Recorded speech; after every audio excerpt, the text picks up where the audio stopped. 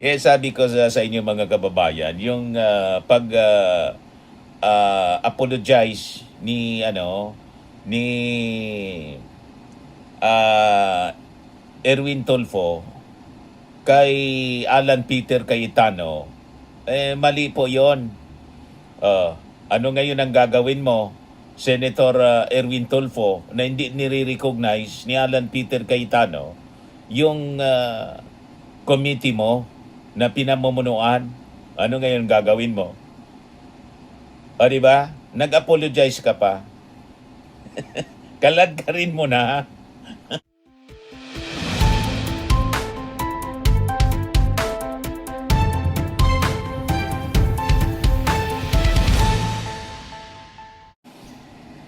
Hello po mga kababayan, si Dante Maravillas. Sinulatan mga kababayan ni Alan Peter Cayetano, si Atty. Baligod, yung may hawak sa 18 ex-Marines, na yung hearing daw bukas ng Senate Blue Ribbon Committee na pinamumunuan ni Erwin Tulfo, hindi nila otorisado. Hindi na otorisado. Yan yung sulat, Office of the Senate President, Alan Peter Cayetano. Talagang ina-assert pa ni Alan Peter Cayetano na siya pa ang hari ng Senado. Yan, June 6. Kahapon pala to, Attorney Libito Baligod, Counsel for the 18 Soldiers. Dear Attorney Baligod, we acknowledge your letter dated June 4, 2026 with thanks. Sabi po niya dito. We are likewise grateful to you and the 18 soldiers for appearing before the Senate Blue Ribbon Committee on June 4, 2026.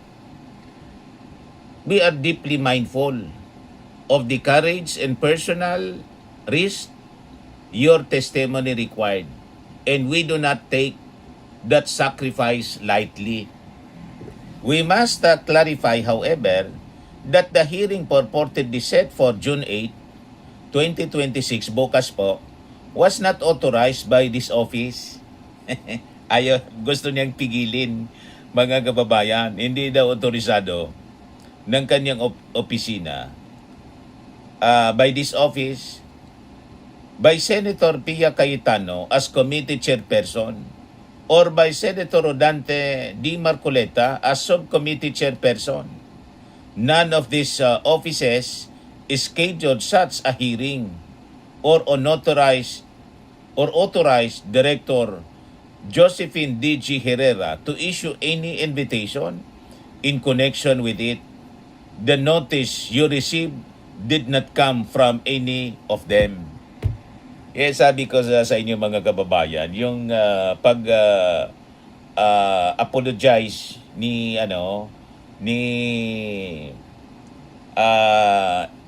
Erwin Tulfo kay Alan Peter Cayetano, mali po 'yon. Ano ngayon ang gagawin mo, Senator Erwin Tulfo, na hindi nire-recognize ni Alan Peter Cayetano yung committee mo na pinamumunuan? Ano ngayon gagawin mo? O di ba? Nag-apologize ka pa. Kalad ka rin mo na. Mali yung ginawa po ninyo. Sila yung mali, di kayo nire-recognize, pagkatapos ngayon kayo nag-apologize. Kinamuti ka ngayon ni Alan Peter Cayetano. Diretsuhan mo na. Hindi kayo nire-respeto. Di kayo kinikilala. Ito ngayon yung sulat ni Alan Peter Cayetano kay Libito Baligod. So ano ang gagawin ninyo with the invitation na hindi kayo, limbawa hindi dyan pumunta? Ipasumpe na ninyo at i-contempt itong itong mga 18 Marines. O di ba? So pumunta sila doon at pumuslit pa. Pumuwersa sila na maka-attend sa committee hearing ni Alan Peter Cayetano at saka ni Marcoleta. Pero what if hindi pumunta kasi pinipigil ni Cayetano? Sumulat na ng personal, I mean official. Ayan Kasi sabi dito ni Cayetano, for the guidance of all concerned, invitations to committee hearings may issue only from the office of Senator Pia Cayetano, the office of Senator Rodante Marcoleta, or committee secretariat acting under their direction. This remain the sole authorized sources of all official notices, invitations, and scheduling for the committee and its subcommittee. It is also our duty to caution the 18 soldiers that we cannot assure them that any proceeding conducted outside the authority of the duly designated chairperson will afford the procedural safeguards in protection accorded to witnesses before properly constituted hearings. Recent threats of arrest directed at participants in the involvement of various government agencies in matters touching these testimonies have raised legitimate concern for the treatment of witnesses and for an atmosphere fit for the search for truth. We therefore urge all concerned to exercise prudence and to verify the source and authority of any invitation purporting to compel their appearance.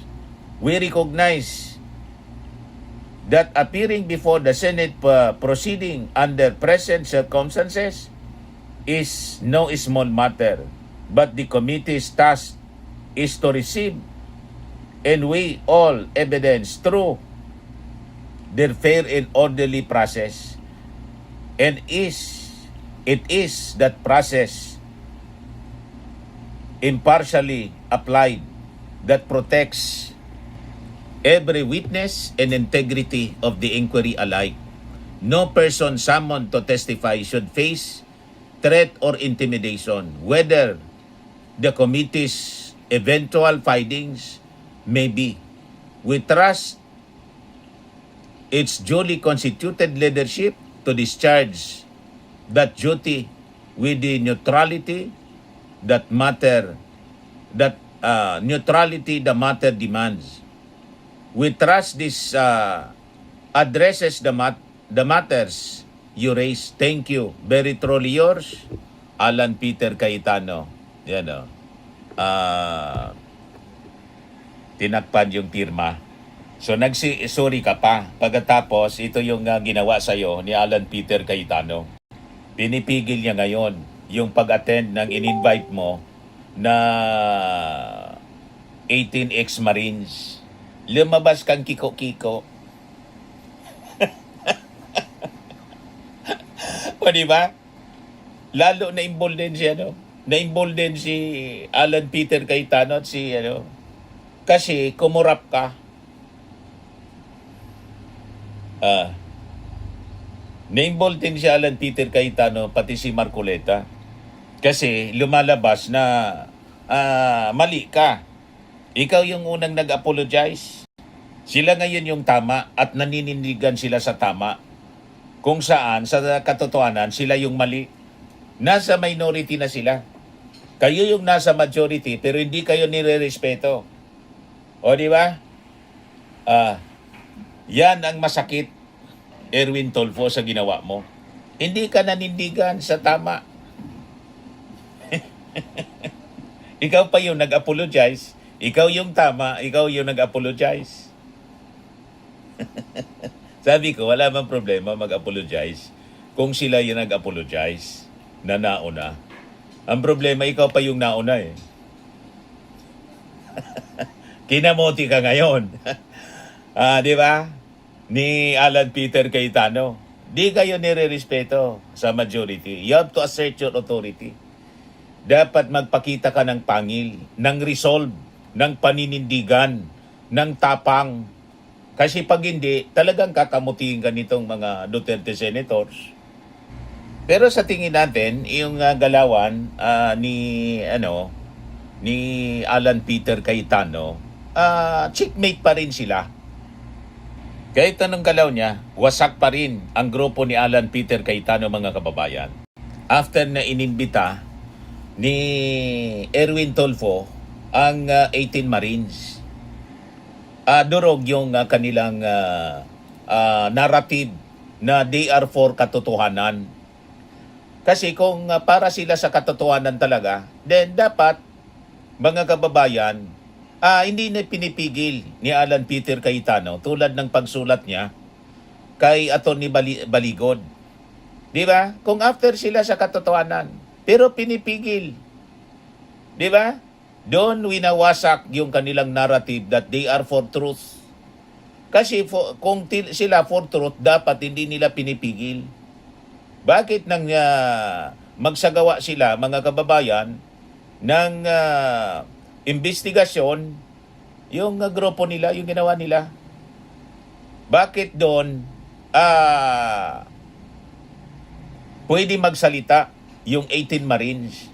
Pero ngayon ang inimbita, ayaw nila papuntahin. Sumulat mismo si Alan Peter Cayetano kay Atty. Baligod na hindi authorized ito. So anong ibig sabihin? Kasi, mga kababayan, maboboking yung kasinungalingan ng mga 18 Marines pag inayaan nila na pumunta. Kaya mismo si Alan Peter Cayetano ang pumipigil. Di ba? Mawawasak yung kanilang drama. At sa ginawa ni Alan Peter Cayetano na pagsulat mismo kay Atty. Baligod, wasak yung kanilang propaganda. Mabibisto kasi, mga kababayan, ang lutong script ni na Marcoleta at Amy. Tama ba? Kaya pinipigil ngayon ni Cayetano yung pagdalo. Checkmate sila. Mabibisto yung script. Yung mga gawang kwento, mga kababayan, ng pag-deliver doon sa Paway, kung saan, yung mga mali-malitang sinasabi. Di ba? At talagang paniniwalaan yung naging affidavit po sa NBI ng isang nagsumbong, nagsabi binayaran po ng 5 million each itong 18 Marines. Pag kuininta mo 90 million, saan galing yung 90 million? Para lang testify dito sa Moro-Moro bogus na committee hearing ng Blue Ribbon ng kampo ni Alan Peter Cayetano. O di ba? Mabibisto po yung palpak na pagdawit kay Tito Sen na yung tumanggap ng maleta na pinangalan ng si Mark ay patay na pala, mga kababayan. 2015, patay na. Pero tumanggap pa ng maleta. Hindi pa noon, mga kababayan, hindi pa senador si Tito Sen. Ganon din yung pag-deliver kay Laila de Lima. Nasabi nga natin, paano mag-deliver kay Laila de Lima na unang-una hindi pa kongresista si Laila? Anong motibo?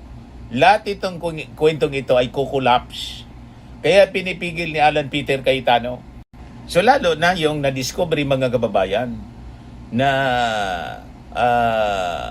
kwento na sinuportahan pa yung pag-deliver sa Paway, na tumanggap daw si Sandro Marcos, nagpakita ng picture pa ng ating Pangulo, at na-discover later on na yung picture ay galing sa kampanya.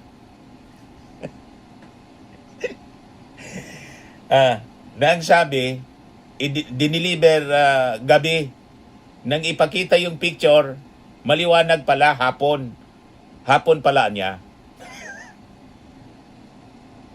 Lahat itong tayong kwento, mga kababayan, ay mabubuking.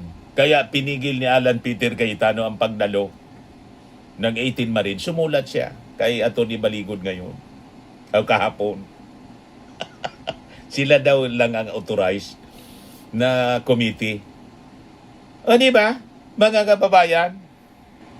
Lalo na yung yung kwento ng isang Marine na binigyan sila ng iPhone 16E na na-discovery, mga kababayan, na yung iPhone ay imposible na sila bigyan ng ganong model ng iPhone kasi yung iPhone 16e 2025 pa lang nilabas ng Apple.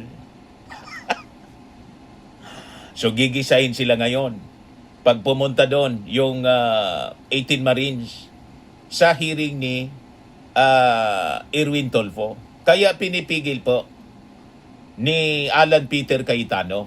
Hindi daw authorized. Di ba? Kung talagang sila ay para sa katotohanan, dapat i-encourage pa niya na makapagtanong. Sila lang ang nagtatanong. Bogus nga po itong yung committee ni Alan Peter Cayetano kasi walang imbitado, walang kasama na minority. Pero itong si Erwin Tulfo, lahat sila, open sila. Sabi nga ni Erwin Tulfo, lahat kayo imbitado ko. Hindi lang yung 17 members ng committee. Every senator can attend the committee hearing. O di ba? Kaya wasak yung kanilang propaganda. Lahat ng kwento nila kasi babagsak. Yung naratibo nila doon, yung script nila na binitawan doon sa hiring-hiringan, sabi ni Erwin Tulfo, na kanilang ginawa. Di ba, mga kababayan? So kahit anong pokpok ng maruming laro, mga kababayan, sa buwatan at bayarang script ng DDS-aligned senators at ng 18 huwad na ex-Marines, hindi kailanman may tatago, mga kababayan, ng mga propaganda at ang napakadaming butas ng kasinungalingan at anachronism ng affidavit na sadyang ibinagsak, mga kababayan, sa bitag ng sarili nitong checkmate, lalo pat pinigil. Officially sumulat si Alan Peter Cayetano kay Atty. Baligod na wag pupunta doon sa hearing ni Erwin Tulfo. So malinaw na pinipigil niya na pumunta doon kahit imbitado, pati sila imbitado ni Erwin para magtanong kasi mabubuking yung kwento ng 18 Marines sa pag-deliver ng sinasabi nilang mali-malitang pera na umabot sa 805 billion pesos sa iba-ibang mga personalities. Kasama yung ating Pangulo, si Martin Romualdez, at mga congressmen, pati si Tito Sen na hindi pa senador, at si Laila de Lima na hindi pa kongresista, pero tumanggap daw ng maleta. Ngayon, yung nasa affidavit ng Marines na kasama si Loren at si Mark Villar, hindi na binanggit. Di ba, mga kababayan? Halatang halata na may tinatago. Pinigil ni Alan Peter Cayetano. Sumulat siya mismo kay Atty. Baligod. Wasak ang kanilang mga kwento. Durog-durog, mga kababayan, yung kanilang drama at narrative.